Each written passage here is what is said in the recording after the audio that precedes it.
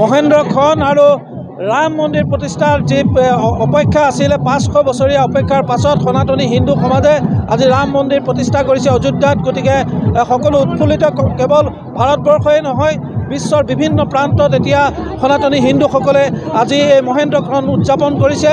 সকলোৱে অধীৰ আগ্ৰহে বাট চাই আছিলে, তাৰ সমাপ্তি ঘটিছে। গতিকে ৰাম ৰাজ্য প্ৰতিষ্ঠাৰ যি প্ৰথম খোজ, এই প্ৰথম খোজ যিহেতু আজিৰ পৰা আৰম্ভ হৈছে, সমগ্ৰ ভাৰতবৰ্ষক সমগ্ৰ বিশ্বই লক্ষ্য কৰি আছিল আজিৰ দিনটোৰ বাবে।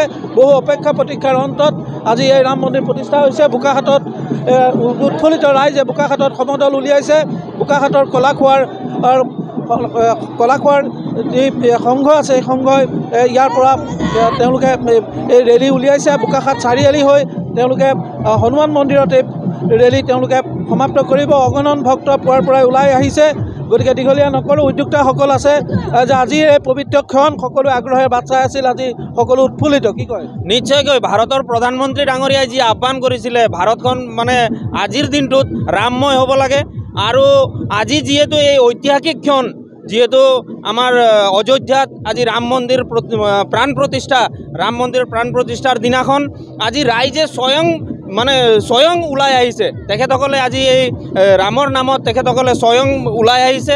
আৰু ইয়াত আমি ব্যৱস্থাপনাহে কৰিছোঁ সত্যনাৰায়ণ সংঘই। এই ব্যৱস্থাপনাত সকলো ৰাইজ ওলাই আহিছে আৰু জয় শ্ৰীৰাম ধ্বনিৰে আজি বোকাখাতখন জয় শ্ৰীৰাম ধ্বনিৰে মানে উৎফুল্লিত হৈ আছে আজি। হয়, বোকাখাতৰ সমূহ নামঘৰ মন্দিৰ সকলোতে আজি এই যি ৰাম মন্দিৰ প্ৰতিষ্ঠাক লৈ উৎফুল্লিত হৈ গৈছে ভক্তপ্ৰাণ ৰাইজ। এতিয়া আপোনালোকৰ সংঘৰ জৰিয়তে এই ৰেলী উলিওৱা হৈছে। আমাৰ সত্যনাৰায়ণ সংঘৰ সৌজন্যতে আমি এই ৰেলীটো ওলাইছোঁ আৰু আমি সকলোৱে খুব আনন্দ।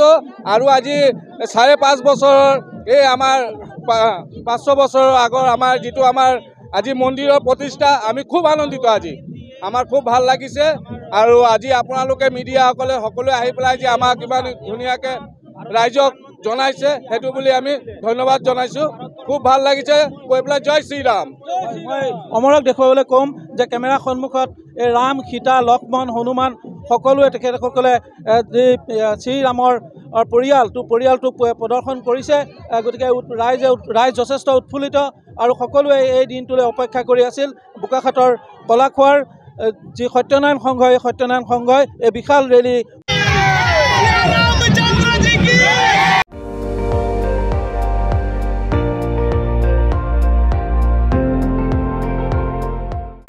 আপুনি চাই আছে ND24, সৰ্বশ্ৰেষ্ঠ নহয় সৰ্বোত্তমৰ দৌৰা।